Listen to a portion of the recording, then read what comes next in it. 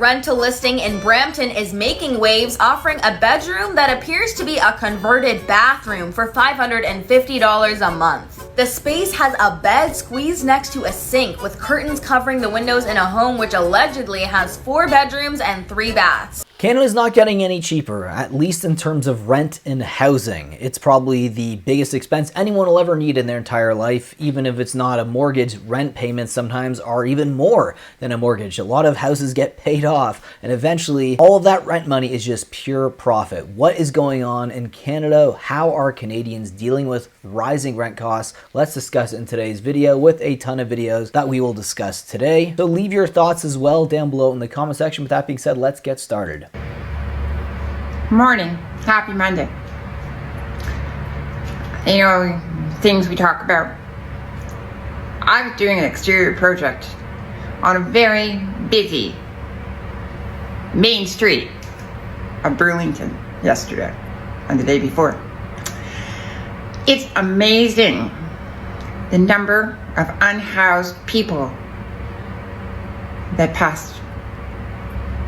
There's a GO station in the north. There's a shelter. There's a bus station in the south. I'm on Brant Street. And it just got me thinking, you know, like, God, these are really turbulent times. And these are invisible people. They're not shopping cart people. They, you know, look like you and me.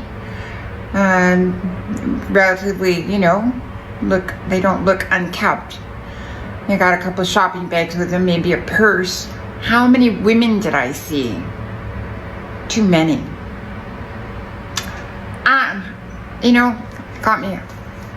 When I was going through my divorce, I was with someone who said to me, when I'm done with you, you won't have 2 nickels to rub together and you're going to be living in the park. I'm married to that guy. I'm not living in the park. And I work hard to make ends meet. I don't know where I'm going with this, but it just got me thinking. It's like, something needs to give. Rental prices here are crazy. When rental prices are so bad that you can essentially levy your relationship with someone based on the fact that you think they can't afford to get a place on their own, which is probably true in a lot of situations, you're kind of end up being forced to be with someone in a relationship that might be toxic, and that happens a lot, especially with the rising rent prices and how unaffordable it is to live. Some people have to just put aside their differences, even if it's very toxic, and try to make it through at the very least as just roommates. The amount of people who are just together just because they're roommates and they used to be romantically involved, it's kind of crazy what's going on because of rent prices. Now, this individual here had their rent raised by 90% in 1 month. So I don't know how you guys could deal with that. I don't know anyone could really deal with that.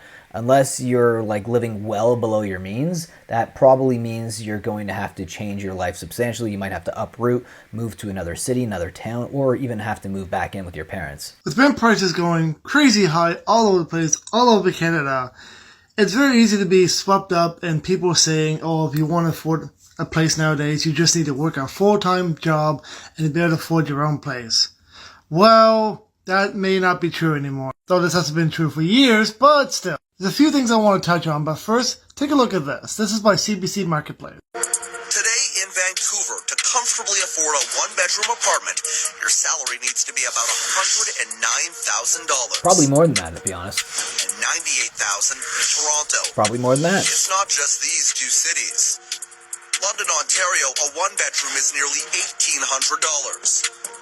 Take a look across the country, just over $1,600 in Montreal. In Calgary, about $1,500. $1,500 for Calgary. That's where I'm living right now. I'm in Calgary currently. I used to live in Toronto. We moved about 2 years ago to Calgary because we bought a really cheap townhome and it was just basically like unaffordable in Toronto. There's no way in hell we were going to buy anything in Toronto, let alone even a condo, you know? So we made that move, but I completely relate to that video. Hopefully rent prices go down soon. I mean, Tariffs could actually cause some of the prices to go down. The economic uncertainty that is going to be attached to that could really lead to prices declining. But again, this could be just wishful thinking. Here's a really disgusting situation that unfortunately happens a lot, especially if you're looking for rentals on Craigslist. You might run into something like this. A rental listing in Brampton is making waves, offering a bedroom that appears to be a converted bathroom for $550 a month. The space has a bed squeezed next to a sink with curtains covering the windows in a home which allegedly has 4 bedrooms and 3 baths. The listing says it's looking for female tenants only, and social media users were quick to criticize the landlord, with many urging renters to report listings like these for violating basic living standards. Essentially, that's a prison cell, right? Like prison cells, usually you have your little toilet and sink in the corner. It's like a really crappy bachelor apartment. You're probably living in that type of environment here. Female only seems kind of, I don't want to say creepy because it might not just be creepy, but it might just be sexist, right? Regardless, it is pretty unfair to be a male looking for a place and then you keep seeing these ads pop up, and I did see this as well when I was living in Toronto looking for a place to rent. It'd be like female tenants only. Like, I get it. Women are generally a little cleaner, I would say, but still, it does feel unsettling and like you're being profiled. So this is just a snapshot of how expensive it is to rent an apartment in my region of Canada. And this is not even one of the more expensive regions of Canada, like Toronto or Vancouver, where it can easily cost you $3,000 a month or more just to rent a 1-bedroom apartment.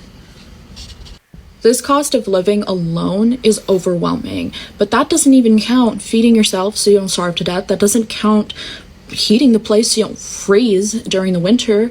That doesn't count anything else. It doesn't count transportation costs, which a lot of people unavoidably have to pay to get to work, unless you're lucky enough to work fully remotely. That doesn't count any of that. And we wonder why there are people living in tent cities, there are people living in cars. And even if you had that type of money and you had a job that you could work remote, honestly, there's so many more potential outcomes to where you could live. Like, why would you ever live in a super expensive city, in my opinion, if you're working remote, you know? Unless you're getting paid really good money. But regardless, this is hilarious as well. This is not necessarily rental-based or rental-related, but it's also due to housing costs. And this is crazy. Look at this comparison right here.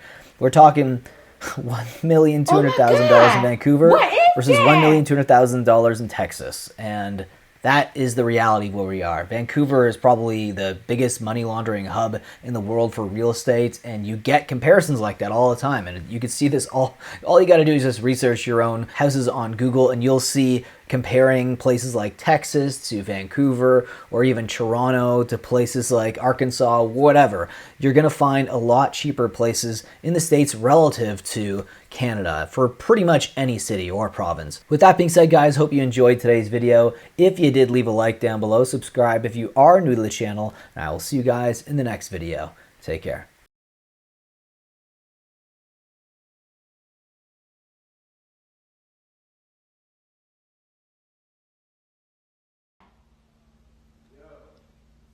Oh my God, what is